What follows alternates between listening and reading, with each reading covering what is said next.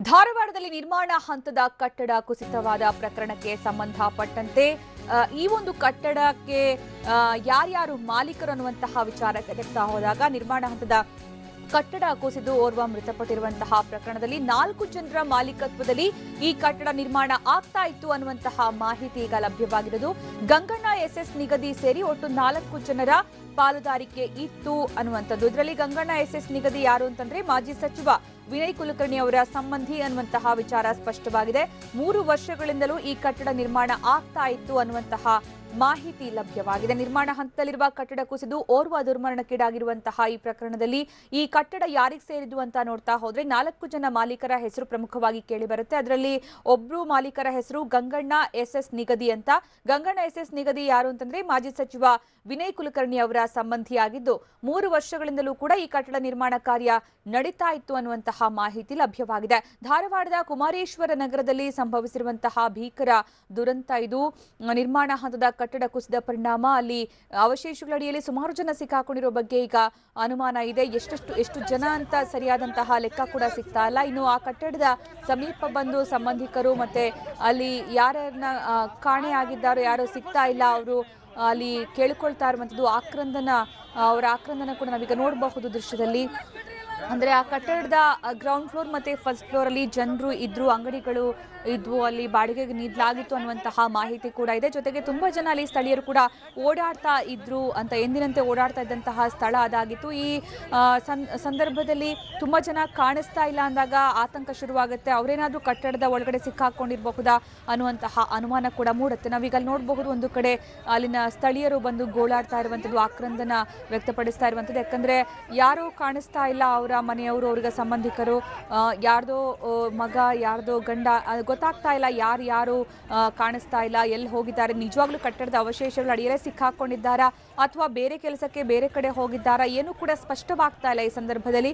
ಯಾಕಂದ್ರೆ ಕಟ್ಟಡ ಅಂತೂ ಬಿದ್ದಾಗಿದೆ, ಅವಶೇಷಗಳ ಅಡಿಯಲ್ಲಿ ಎಷ್ಟು ಜನ ಸಿಕ್ಕಾಕೊಂಡಿದ್ದಾರೆ ಅನ್ನೋದ್ರ ಬಗ್ಗೆ ಸ್ಪಷ್ಟ ನಿಖರವಾದಂತಹ ಸಂಖ್ಯೆ ಮಾಹಿತಿ ಯಾವುದು ಕೂಡ ಗೊತ್ತಾಗ್ತಾ ಇಲ್ಲ. ಆದ್ರೆ ಮನೆಯಿಂದ ಹೊರಗಡೆ ಹೋದವರು, ಅಲ್ಲಿ ಹೋಗ್ಬರ್ತೀನಿ ಇಲ್ಲಿ ಹೋಗ್ಬರ್ತೀನಿ ಅಂತ ಹೋದವರು ಕಾಣಿಸ್ತಾ ಇಲ್ಲ ಅಂದಾಗ ಒಂದು ಸಹಜವಾದಂತಹ ಆತಂಕ ಶುರುವಾಗುತ್ತೆ. ಅವರೇನಾದ್ರೂ ಕಟ್ಟಡದ ಅವಶೇಷಗಳಲ್ಲಿ ಸಿಕ್ಕಾಕೊಂಡಿರಬಹುದಾ ಅನ್ನುವಂಥದ್ದು ಮೊದಲು ಬರುವಂತಹ ಅನುಮಾನ. ಈ ಸಂದರ್ಭದಲ್ಲಿ ಹೀಗಾಗಿ ಅಲ್ಲಿ ಸಂಬಂಧಿಕರು ಹೆಚ್ಚಿನ ಸಂಖ್ಯೆಯಲ್ಲಿ ಸೇರಿದ್ದಾರೆ. ಮಹಿಳೆಯರು ಮತ್ತೆ ತಾಯಂದಿರ ಆಕ್ರಂದನ ನೋಡೋದಕ್ಕೆ ಸಾಧ್ಯವಾಗ್ತಾ ಇಲ್ಲ. ಇನ್ನು ಈ ಒಂದು ಘಟನೆಯಲ್ಲಿ ಈಗ ಓರ್ವ ಮೃತಪಟ್ಟಿದೆ ಅನ್ನುವಂತಹ ಮಾಹಿತಿ ಇನ್ನಷ್ಟು ಆತಂಕ ಹೆಚ್ಚೋದಕ್ಕೆ ಕಾರಣವಾಗಿದೆ. ಗಾಯಾಳುಗಳನ್ನು ಸಾಗಿಸೋದಕ್ಕೆ ಅಂತಾನೆ 10 ಆಂಬ್ಯುಲೆನ್ಸ್ ಅನ್ನ ಸ್ಥಳದಲ್ಲಿ ನಿಯೋಜನೆ ಮಾಡಲಾಗಿದ್ದು ಅಗ್ನಿಶಾಮಕ ದಳ ಸಿಬ್ಬಂದಿ ಕೂಡ ಸ್ಥಳದಲ್ಲಿ ಬೀಡು ಬಿಟ್ಟಿದ್ದಾರೆ. ಅವಶೇಷಗಳ ಅಡಿಯಿಂದ ಒಂದು ಮೃತದೇಹವನ್ನು ಈಗ ಹೊರಗಡೆ ತೆಗೆಯಲಾಗಿದ್ದು ಇನ್ನೊಂದಷ್ಟು ಜನರು ಸಿಕ್ಕಾಕೊಂಡಿರಬಹುದು ಅಂತಾನೆ ಅಂದಾಜಿಸಲಾಗ್ತಾ ಇದ್ದು ಅಗ್ನಿಶಾಮಕ ಸಿಬ್ಬಂದಿ ಮತ್ತೆ ಪೊಲೀಸರು ಈಗ ರಕ್ಷಣಾ ಕಾರ್ಯಾಚರಣೆ ನಡೆಸ್ತಾ ಇದ್ದಾರೆ. 3 ಅಗ್ನಿಶಾಮಕ ವಾಹನ ಮತ್ತೆ 4 ಜೆಸಿಬಿಯಿಂದ ರಕ್ಷಣಾ ಕಾರ್ಯಾಚರಣೆ ನಡೆಸಲಾಗ್ತಾ ಇರೋದು. ಗಾಯಾಳುಗಳನ್ನು ಸಾಗಿಸೋದಕ್ಕೆ 10 ಆಂಬ್ಯುಲೆನ್ಸ್ಗಳನ್ನು ಈಗ ಸ್ಥಳದಲ್ಲಿ ನಿಯೋಜನೆ ಮಾಡಲಾಗಿದೆ. ಇನ್ನು ಕಳಪೆ ಕಾಮಗಾರಿಯೇ ಇದಕ್ಕೆ ಕಾರಣ ಅನ್ನುವಂತಹ ಮಾತು ಕೂಡ ಈಗ ಕೇಳಿ ಬರ್ತಾ ಇದೆ. ಆಗಸ್ಟ್ ಎತ್ತರಕ್ಕೆ ಧೂಳು ಚಿಮ್ತಾ ಇರುವಂತಹ ದೃಶ್ಯವನ್ನು ಕೂಡ ನಾವೀಗ ನೋಡ್ತಾ ಇದ್ವಿ. ಈ ಕಟ್ಟಡ ಕುಸಿದ ನಂತರದ ದೃಶ್ಯ ಅದು. ಕಟ್ಟಡ ಕುಸಿದ ಇದ್ದಂತಹ ರಭಸಕ್ಕೆ ಅಷ್ಟೊಂದು ಪ್ರಮಾಣದ ಧೂಳು ಅಲ್ಲಿ ಗಗನದ ಎತ್ತರಕ್ಕೆ ಚಿಮ್ತಾ ಇರುವಂತಹ ದೃಶ್ಯ. ಸುತ್ತಮುತ್ತಲೂ ಏನೂ ಕೂಡ ದೃಶ್ಯವೇ ಕಾಣಿಸ್ತಾ ಇಲ್ಲ, ಆ ಮಟ್ಟಿಗಿನ ಧೂಳು ಅಲ್ಲಿ ಇಡೀ ಪ್ರದೇಶವನ್ನ ವ್ಯಾಪಿಸಿಕೊಂಡಿರೋದು. ಈ ಒಂದು ಧೂಳು ಇಂತಹ ಪ್ರದೇಶದಲ್ಲಿ ಇಷ್ಟೊಂದು ವ್ಯಾಪಿಸಿಕೊಂಡಿರುವ ರೀತಿ ನೋಡಿದ್ರೆ ಗೊತ್ತಾಗುತ್ತೆ ಕಟ್ಟಡ ಕುಸಿತದ ಭೀಕರತೆ ಯಾವ ರೀತಿ ಇತ್ತು ಅನ್ನುವಂಥದ್ದು. ಇನ್ನು ಅಗ್ನಿಶಾಮಕ ಸಿಬ್ಬಂದಿ ನಿರಂತರವಾಗಿ ಕಾರ್ಯಾಚರಣೆ ನಡೆಸ್ತಾ ಇದ್ದಾರೆ. ಯಾರಾದ್ರೂ ಕಟ್ಟಡದ ಒಳಗಡೆ ಎಷ್ಟು ಜನ ಸಿಕ್ಕಾಕೊಂಡಿರಬಹುದು ಅವನ್ನ ಆದಷ್ಟು ಬೇಗ ಹೊರತೆಗೆಯುವಂತಹ ಕೆಲಸ ಆಗಬೇಕು ಅನ್ನೋ ಕಾರಣಕ್ಕೆ ಬಹುಶಃ ಅಗ್ನಿಶಾಮಕ ದಳದ ಸಿಬ್ಬಂದಿ 3 ವಾಹನಗಳಲ್ಲಿ ಆಗಮಿಸಿದ್ದು ಕೂಡ ಸಾಕಾಗ್ತಾ ಇಲ್ವೇನೋ ಅನ್ನುವಂತಹ ಅನುಮಾನ ಮೂಡ್ತಾ ಇದೆ. ಯಾಕಂದ್ರೆ 100ಕ್ಕೂ ಹೆಚ್ಚು ಜನ ಕಟ್ಟಡದ ಅಡಿಯಲ್ಲಿ ಸಿಕ್ಕಾಕೊಂಡಿದ್ದಾರೆ ಅನ್ನುವಂತಹ ಮಾತು ಕೂಡ ಕೇಳಿ ಬರ್ತಾ ಇದ್ದು, ಒಂದು ವೇಳೆ ಅಷ್ಟು ಸಂಖ್ಯೆಯಲ್ಲಿ ದೊಡ್ಡ ಸಂಖ್ಯೆಯಲ್ಲಿ ಜನರು ಸಿಕ್ಕಾಕೊಂಡಿದ್ದೇ ಆಗಿದ್ರೆ ಬೇಗ ಅವರನ್ನ ರಕ್ಷಣೆ ಮಾಡುವಂತಹ ಕೆಲಸ ಆಗ್ಬೇಕಾಗತ್ತೆ. ಆದ್ರೆ 3 ಅಗ್ನಿಶಾಮಕ ದಳ ಸಿಬ್ಬಂದಿ, 3 ಅಗ್ನಿಶಾಮಕ ವಾಹನಗಳಲ್ಲಿ ಬಂದಂತಹ ಸಿಬ್ಬಂದಿ ಬಹುಶಃ ಇನ್ನಷ್ಟು ನಿಧಾನ ಆಗಬಹುದೇನೋ ಅನ್ನುವಂತಹ ಅನುಮಾನ ಕೂಡ ಮೂಡ್ತಾ ಇದೆ. ಹೀಗಾಗಿ ಇನ್ನಷ್ಟು ಹೆಚ್ಚಿನ ರಕ್ಷಣಾ ಸಿಬ್ಬಂದಿಯನ್ನ ಸ್ಥಳಕ್ಕೆ ಕರೆಸಿಕೊಂಡ್ರೆ ಆದಷ್ಟು ಬೇಗ ರಕ್ಷಣಾ ಕಾರ್ಯಾಚರಣೆ ಮುಗಿಸಬಹುದು ಅನ್ನುವಂಥದ್ದು ಕೂಡ ಅಲ್ಲಿರುವವರ ಲೆಕ್ಕಾಚಾರ. ಇನ್ನು ನಮ್ಮ ಜೊತೆಗೆ ಮಾತಾಡೋದಕ್ಕೆ ಕಾರ್ಪೊರೇಟರ್ ಆಗಿರುವಂತಹ ಶ್ರೀಕಾಂತ್ ಅವರೀಗ ಸಂಪರ್ಕದಲ್ಲಿದ್ದಾರೆ. ಶ್ರೀಕಾಂತ್ ಅವರೇ, ಧಾರವಾಡದ ಕುಮಾರೇಶ್ವರ ನಗರದಲ್ಲಿ ಕಟ್ಟಡ ಕುಸಿತವಾಗಿದೆ, ಈ ದುರಂತದಲ್ಲಿ ಓರ್ವ ಮೃತಪಟ್ಟಿದ್ದಾನೆ ಅನ್ನುವಂಥದ್ದು ಮಾಹಿತಿ. ನಿಮ್ಮ ಹತ್ರ ಏನ್ ಡೀಟೇಲ್ಸ್ ಇದೆ? ಮೇಡಮ್ ಏನಿಲ್ಲ, ಈಗ ನಮ್ಮ ಆಫೀಸ್ ಇರೋದನ್ನು ಅಲ್ಲೇ. ಅದೇ ಕಟ್ಟಡದಲ್ಲೇನೆ ನಾವು ಒಂದು ಅರ್ಧ ಗಂಟೆ ಮುಂಚೆ ಊಟಕ್ಕೆ ಹೋಗಿದ್ವಿ. ಹೋಗಿ ಬರೋ ಅಷ್ಟೊತ್ತಿಗೆ ಈ ತರ ಆಗಿದೆ. ಆದ್ರೆ ಈಗ ಸಿಬ್ಬಂದಿ ವರ್ಗದವರೆಲ್ಲ ಬಂದು ಒಳ್ಳೆ ಕಾರ್ಯಾಚರಣೆ ನಡೆದಿದೆ. ಸುಮಾರು ಒಂದು 7-8 ಜನನ ಈಗ ಹಾಸ್ಪಿಟ್ಲಿಗೆ ಇಲ್ಲಿಂದ ಇದನ್ ಮಾಡಿದೀವಿ. ಅಂದ್ರೆ ಗ್ರೌಂಡ್ ಫ್ಲೋರ್ ನಾಗ ಇದ್ದವ್ರಿಗೆ ಏನು ಪೆಟ್ಟಾಗಿಲ್ಲ ಅಂತ. ಎಷ್ಟು ಜನ ಸಿಕ್ಕಾಕೊಂಡಿದ್ದಾರೆ ಕಟ್ಟಡದ ಅಡಿಯಲ್ಲಿ ಈಗ? ಗೊತ್ತಿಲ್ಲ ಮೇಡಮ್. ಸುಮಾರು ನನ್ನ ಅನ್ಸಿಕೆ ಒಂದು 50-60 ಜನ ಇರಬಹುದು ಅಂತ. ಇನ್ನು ಹೊರಗಡೆ ಕರ್ಕೊಂಡ್ ಬಂದಿರೋದು 4 ಜನ ಮಾತ್ರನಾ? 4-5 ಜನ 8 ಜನ ಏನೋ ತಗೊಂಡು ಅಸೂಲ್ ಹಾಸ್ಪಿಟ್ಲಿಗೆ ಕಳಿಸಿದ್ದಾರೆ ಅಂತ ಸುದ್ದಿ ಮೇಡಮ್. ಯಾಕಂದ್ರೆ ಇಲ್ಲಿ ಪಬ್ಲಿಕ್ ನೋಡಿದ್ರೆ ಒಬ್ರು ಒಂಥರ ಹೇಳ್ತಾರೆ, ಒಬ್ರು ಒಂಥರ ಹೇಳ್ತಾರೆ, ಗೊತ್ತಾಗಲ್ಲ. ಅಲ್ಲ, ನೀವು ಕಾರ್ಪೊರೇಟರ್, ನಿಮ್ಗೆ ಹೆಚ್ಚು ಮಾಹಿತಿ ಇರುತ್ತೆ. ಹೌದು ಮೇಡಮ್, ನನ್ನ ಏರಿಯಾನೇ. ನಾನು ಆ ಏರಿಯಾದಲ್ಲೇ ಇದ್ದೇನೆ ಈಗ. ನಮ್ಮ ಆಫೀಸ್ ಇರೋದು ಇದೇ ಏರಿಯಾ ಮೇಡಮ್. ಓಕೆ, ಅದು ಏನಾಯ್ತು? ಕಟ್ಟಡ ಕಳಪೆ ಕಾಮಗಾರಿ ಅಂತಾನೆ ಅನಿಸ್ತಾ ಇದೆ ಮೇಲ್ನೋಟಕ್ಕೆ. ಮೇಡಮ್ ಅದು ಕಳಪೆ ಕಾಮಗಾರಿನೇ ಅನಿಸ್ತೈತೆ ಮೇಡಮ್. ಅದು ಹೇಗ್ ಸಾಧ್ಯ ಆಯ್ತು ಅಂತ, ಹೇಗ್ ಪರ್ಮಿಷನ್ ಸಿಕ್ತು ಅಂತ ಈ ಕಟ್ಟಡಕ್ಕೆ?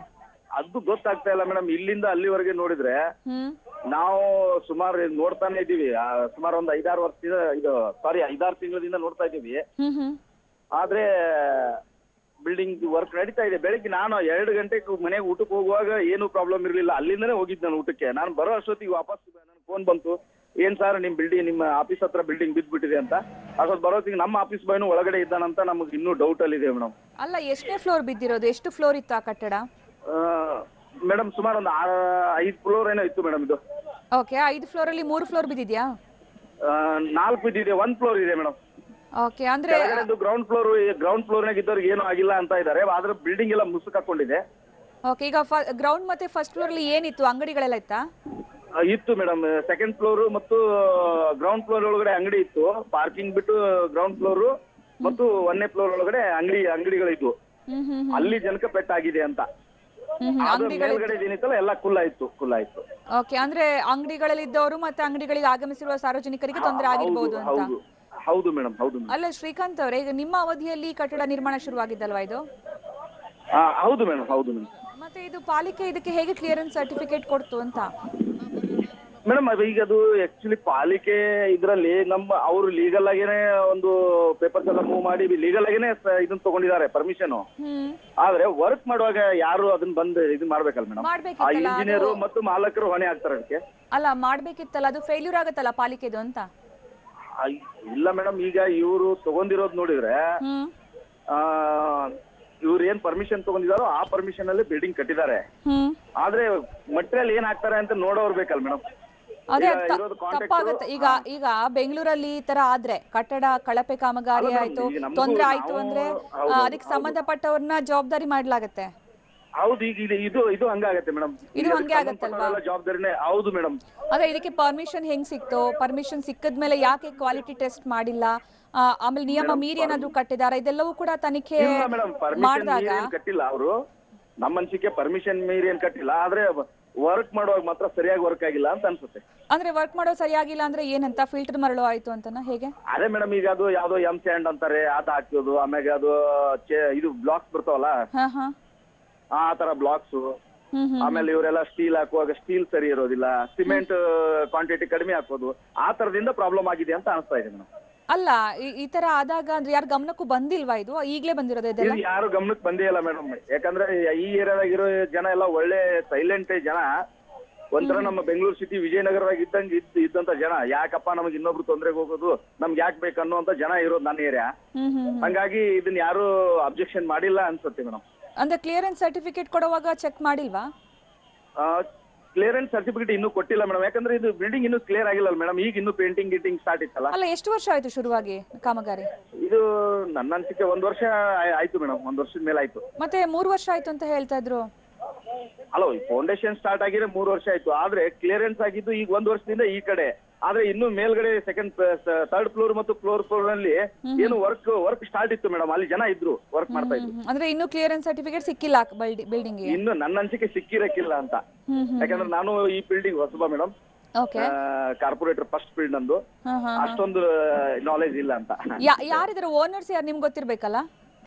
ಓನರ್ಸ್ ಇವರು ಸೌದತ್ತಿ ಅವರು, ಸಿಂತ್ರಿ ಅಂತೇಳಿ, ಗಂಗಣ್ಣ ಸಿಂತ್ರಿ ಅಂತೇಳಿ. ಅವರು ವಿನಯ್ ಕುಲಕರ್ಣಿ ಅವರ ಮಿಸಸ್ ಅವ್ರ ತಂದೆ. ವಿನಯ್ ಕುಲಕರ್ಣಿ ಅವರ ಮಾವನೇ ಇದ್ರು ಓನರ? ಮಾವನೇ ಅವರು ಮತ್ತು ಅವ್ರ ಪಾರ್ಟ್ನರ್ಸ್ ಇದ್ರು. ಅಲ್ಲ, ಗಂಗಣ್ಣ SS ನಿಗದಿ ಅವ್ರು ತಾನೇ ಒಬ್ರು ಪಾರ್ಟ್ನರ್ ಇದ್ರಲ್ಲಿ? ಅವರು ಈಗ ವಿನಯ್ ಕುಲಕರ್ಣಿ ಅವರ ಮಾವರೇ ಇರೋದು. ಅವ್ರ ಹೆಸರು? ಗಂಗಪ್ಪ ಸಿಂತ್ರಿ ಅಂತೇಳಿ. ಗಂಗಪ್ಪ ಸಿಂತ್ರಿ ಅಂತ. ಇವರು ವಿನಯ್ ಕುಲಕರ್ಣಿ ಅವರ ಮಾವ, ಹೆಂಡತಿಯ ಅಪ್ಪ, ತಂದೆ ತಂದೆ. ಅಂದ್ರೆ ನಿಮಗೆ ಕನ್ಫರ್ಮ್ ಮಾಹಿತಿ ಇದೆ ಇದು ವಿನಯ್ ಕುಲಕರ್ಣಿ ಅವರ ಮಾವನೇ ಇದ್ರ ಓನರ್ ಅಂತ?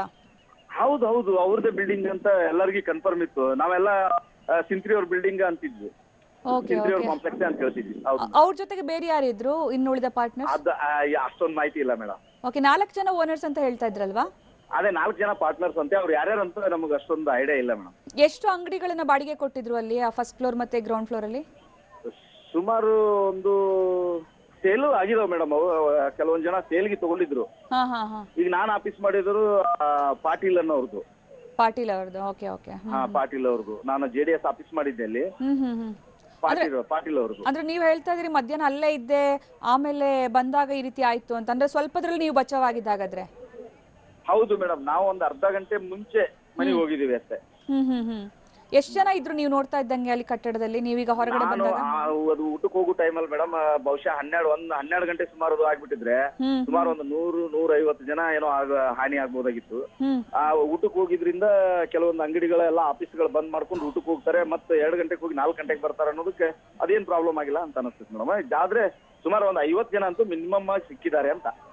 ಅಂದ್ರೆ ಅಲ್ಲಿದ್ದವರು ಸ್ಥಳೀಯರೇ ಇದ್ರು, ಅಂಗಡಿಯಲ್ಲಿದ್ದವರು, ಅಲ್ಲೇ ಓಡಾಡ್ತಿದ್ದವರು? ಆಮೇಲೆ ನಮ್ಮ ಆಫೀಸ್ ಬಾಯ್ನು ಒಳಗಡೆ ಇದ್ದಾನೆ. ಅಂದ್ರೆ ಮೇಲ್ಗಡೆ 3rd ಫ್ಲೋರ್ ಮತ್ತೆ 4th ಫ್ಲೋರ್ ಕೆಲಸ ಆಗ್ತಾ ಇತ್ತಲ್ವಾ ಇವತ್ತುನು? ಆಗ್ತಿತ್ತು ಮೇಡಮ್, ಆಗ್ತಿತ್ತು. ಅಂದ್ರೆ ಕಾರ್ಮಿಕರು ಕೂಡ ಇದ್ದಿರಬಹುದು ಅಲ್ಲಿ ಅಂತ? ಇದ್ರು ಮೇಡಮ್, ಪೇಂಟರ್ಸ್ ಎಲ್ಲ ಇದ್ರು. ಎಲ್ಲ ಹೊರಗಡೆ ಗುಜರಾತ್ ಅವ್ರ ಪೇಂಟ್ರು, ಅವರು ಎಲ್ಲ ಬಿಹಾರಿ ಓಕೆ ವರ್ಕ್ ಮಾಡ್ತಾ ಇದ್ರು. ಈಗ ಅದ್ರಲ್ಲಿ ಓರ್ವ ಮೃತಪಟ್ಟಿದ್ದಾನೆ ಅಂತ ಮಾಹಿತಿ ಇದೆ, ಅವರು ಯಾರು ಅನ್ನೋದೇನೋ ಡೀಟೇಲ್ಸ್ ಗೊತ್ತಾಯ್ತಾ ನಿಮ್ಗೆ ಏನಾದ್ರಲ್ಲಿ? ಅದು ಇನ್ನೂ ಮಾಹಿತಿ ಸಿಕ್ಕಿಲ್ಲ ಮೇಡಮ್ ನಮ್ಗೆ. ಯಾಕಂದ್ರೆ ಇಲ್ಲಿ ಸಿಕ್ಕಾಪಟ್ಟೆ ಸಾವಿರಾರು ಗಟ್ಟಲೆ ಜನ ಸೇರಿದೆ. ಹೌದು, ಇದನ್ನ ನೋಡಿದ್ರೆ ಇನ್ನೂ ನಮ್ಗೆ ಅದ್ರದ್ದು ಮಾಹಿತಿ ಸಿಕ್ಕಿಲ್ಲ ಮೇಡಮ್. ಓಕೆ, ಅಂದ್ರೆ ಈಗ ಒಂದು 50 ಜನ ಸಿಕ್ಕಾಕೊಂಡಿರಬಹುದು ಅಂತ ನಿಮ್ಮ ಅಂದಾಜು? ನನ್ನ ಅಂದಾಜು ಮೇಡಮ್. ಓಕೆ, ಸ್ಥಳಕ್ಕೆ ಯಾರಾದ್ರೂ ಬಂದ್ರ ಈಗ ಅಲ್ಲಿ? ಬಂದಿದ್ದಾರೆ, DC ಅವರು ಇದಾರೆ, SP ಅವರು ಇದಾರೆ, ಆಮ್ಯಾಗ ಕಮಿಷನರ್ ಸಾಹೇಬ್ರು ಇದಾರೆ. ಟೋಟಲಿ ನಮ್ಮ ಸಿಬ್ಬಂದಿ ಜನ ಎಲ್ಲ ನಮ್ಮ ಧಾರವಾಡ ಜಿಲ್ಲಾ ಸಿಬ್ಬಂದಿ ಎಲ್ಲ ಇಲ್ಲೇ ಇದೆ. ಫಸ್ಟ್ DC ಅವರೇ ಬಂದಿದ್ದು. ಓಕೆ, ಒಟ್ಟು 6 ಫ್ಲೋರ್ನ ಕಟ್ಟಡ ಇದಲ್ವಾ? ಹೌದು ಮೇಡಮ್, ಹೌದು ಮೇಡಮ್. ಅಂದ್ರೆ ಕಟ್ಟಡ ಕುಸಿತಾ ಇರುವಂತಹ ದೃಶ್ಯ ನೋಡಿದ್ವಿ, ಸುನಾಮಿ ಅಂತೆ ಧೂಳೆದ್ದಿರುವಂತಹ ದೃಶ್ಯ ಅದು. ಹೌದು ಹೌದು ಮೇಡಮ್, ಹೌದು ಮೇಡಮ್. ನಾವು ಆ ಮೂಮೆಂಟ್ ಅಲ್ಲಿ ಇರಲಿಲ್ಲ ಮೇಡಮ್ ಅವಾಗ. ಅದೇ ನೀವು ಸ್ವಲ್ಪದ್ರಲ್ಲೇ ಬಚಾವಾಗಿದ್ರು ಶ್ರೀಕಾಂತ್ ಅವರು? ಹೌದು ಹೌದು ಮೇಡಮ್.